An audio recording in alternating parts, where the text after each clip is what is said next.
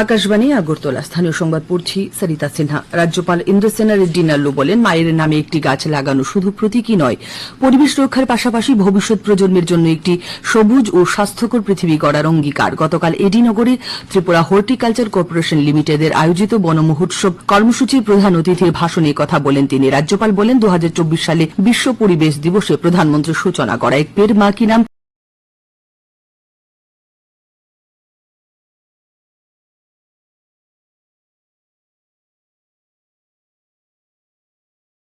এই অভিযান বর্তমানে দেশজুড়ে একটি গণ আন্দোলনে পরিণত হয়েছে। পরিবেশের প্রতি আমাদের দায়িত্ব এবং মায়েদের প্রতি শ্রদ্ধা, এই দুই গুরুত্বপূর্ণ ভাবনাকে এক সূত্রে যুক্ত করেছে এই উদ্যোগ। মুখ্যমন্ত্রী অধ্যাপক ড মানিক সাহা জানিয়েছেন, রাজ্য সরকার 2018-19 অর্থ বছর থেকে এ পর্যন্ত মোট 22,365 জনকে সরাসরি নিয়োগ করেছে। তাছাড়া চুক্তির ভিত্তিতে 26,228 জনকে নিযুক্ত করা হয়েছে। গতকাল আগরতলা প্রজ্ঞা ভবনে নতুন চিকিৎসকদের নিয়োগপত্র প্রদান অনুষ্ঠানে তিনি কথা বলেন। অনুষ্ঠানে 42 জন নবনিযুক্ত চিকিৎসকের হাতে নিয়োগপত্র তুলে দেন মুখ্যমন্ত্রী। তিনি বলেন, রাজ্য সরকার সম্পূর্ণ স্বচ্ছতার সঙ্গে নিয়োগ প্রক্রিয়া সম্পন্ন করছে। স্বাস্থ্য পরিষেবা প্রসঙ্গে মুখ্যমন্ত্রী বলেন, চিকিৎসা পরিষেবার পরিকাঠামোকে আরও শক্তিশালী করাই রাজ্য সরকারের অন্যতম লক্ষ্য। প্রধানমন্ত্রী নরেন্দ্র মোদী 9টি রাজ্য জুড়ে বিস্তৃত রেল, সড়ক এবং বিদ্যুৎ ক্ষেত্রে 30,000 কোটি টাকারও বেশি মূল্যেরও 6টি প্রধান পরিকাঠামোগত প্রকল্প পর্যালোচনা করেছেন। এই প্রকল্পগুলো যোগাযোগ বৃদ্ধি, শিল্প ও অর্থনৈতিক কর্মসূচির সঙ্গে যুক্ত, যার প্রধান উদ্দেশ্য জনকল্যাণে মান উন্নত করা। পর্যালোচনা বৈঠকে প্রধানমন্ত্রী এসব প্রকল্প সময়মতো শেষ করার উপর বিশেষ জোর দিয়েছেন। বিভিন্ন সংস্থার মধ্যে সমন্বয় রেখে স্থগিত থাকা প্রকল্পগুলোর সমস্যা দ্রুত সমাধান করার উপরও জোর দিয়েছেন প্রধানমন্ত্রী।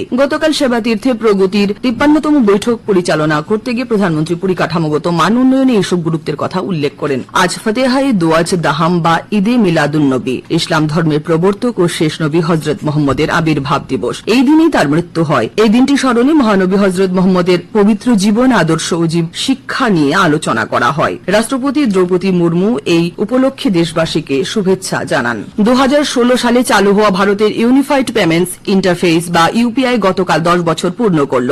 ভারতের এই লেনদেন পদ্ধতি দেশ এবং বিদেশের ডিজিটাল পেমেন্ট ব্যবস্থায় আমূল পরিবর্তন নিয়ে এসেছে। বিশ্বে ইউপিআই এক অভাবনীয় ব্যক্তি ও নির্ভরযোগ্যতা অর্জন করেছে এবং বর্তমানে এই পদ্ধতি বিশ্বের 11টি দেশে সফলভাবে কার্যকর রয়েছে। কেন্দ্রীয় অর্থ মন্ত্রণালয় থেকে বলা হয়েছে যে 2016-17 অর্থ বছরে ইউপিআই এর মাধ্যমে বার্ষিক লেনদেন যেখানে মাত্র 1,78,00,000 ছিল, 2025-26 সালে সেই লেনদেন বেড়ে হয়েছে 24,162 কোটি। এই সময়ে লেনদেনের পরিমাণ 7,000 কোটি টাকা থেকে প্রায় 314 লক্ষ কোটি টাকায় বৃদ্ধি পেয়েছে। গোমতী জেলার বিভিন্ন ফ্ল্যাগশিপ কর্মসূচি, উন্নয়নমূলক প্রকল্পের বাস্তবায়ন এবং অগ্রগতি নিয়ে গতকাল উদয়পুরে অনুষ্ঠিত হয় পর্যালোচনা বৈঠক। উদয়পুর সার্কিট হাউসে গোমতী জেলা প্রশাসনের উদ্যোগে আয়োজিত এই বৈঠকে উপস্থিত ছিলেন ত্রিপুরা বিধানসভার অধ্যক্ষ রামপদ জমাতিয়া, গোমতী জেলার অভিভাবক বনমন্ত্রী অনিমেষ দেববর্মা এবং উচ্চশিক্ষা মন্ত্রী কিশোর বর্মন। বৈঠকে গোমতী জেলার বিভিন্ন দপ্তরের উন্নয়নমূলক কর্মসূচির বর্তমান অগ্রগতি, প্রকল্প বাস্তবায়নের ক্ষেত্রে বিভিন্ন সমস্যা এবং আগামী দিনের কর্মপরিকল্পনা নিয়ে বিস্তারিত আলোচনা হয়। সরকারের বিভিন্ন ফ্ল্যাগশিপ কর্মসূচি ও উন্নয়নমূলক প্রকল্পের সুফল যাতে আরও কার্যকরভাবে সাধারণ মানুষের কাছে পৌঁছে দেওয়া যায়, সেই লক্ষ্যেই এই পর্যালোচনা বৈঠক বলে জানান ত্রিপুরা বিধানসভার অধ্যক্ষ রামপদ জমাতিয়া।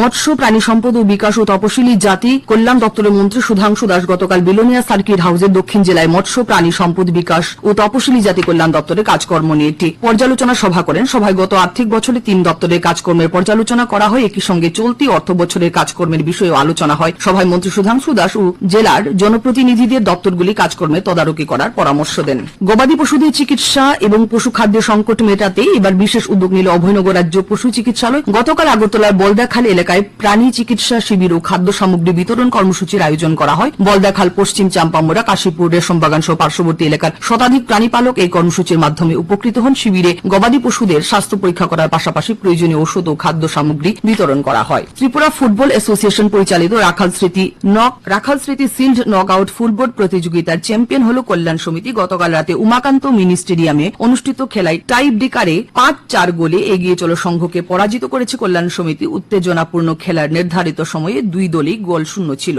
এখন আবহাওয়ার খবর। আজ দুপুর পর্যন্ত আবহাওয়ার পূর্বাভাসে জানানো হয়েছে আকাশ সাধারণত মেঘলা থাকবে, বজ্রবিদ্যুৎ সহ হালকা থেকে মাঝারি ধরনের বৃষ্টিপাতের সম্ভাবনা রয়েছে। আগরতলা ও তার আশেপাশে গতকাল সকাল থেকে আজ ভোর পর্যন্ত বৃষ্টি হয়েছে 0.2 মিলিমিটার। আগরতলায় আজ ভোরে সর্বনিম্ন তাপমাত্রা ছিল 26.4 ডিগ্রি সেলসিয়াস। দিনের সর্বোচ্চ তাপমাত্রা থাকবে 34 ডিগ্রি কাছাকাছি। স্থানীয় সংবাদ এখনকার মতো শেষ হলো। পরবর্তী বাংলা স্থানীয় সংবাদ প্রচারিত হবে সন্ধ্যে 7:55 মিনিটে।